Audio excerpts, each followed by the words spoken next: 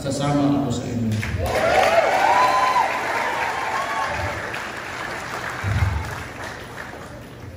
Kung gusto talaga natin baguhin yung bansa natin,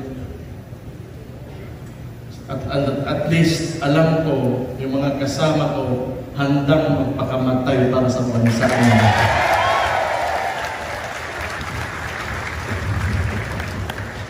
Yun lang ang kailangan ko. Kahit konti lang tayo, basta alam ko lang yung kasama ko, yun din yung nasa puso at isipan. Wala akong problema na.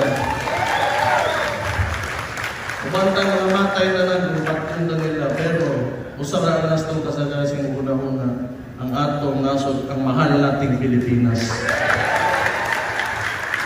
Hindi ko na pataasin pa kasi marami pa tayo items sa agenda.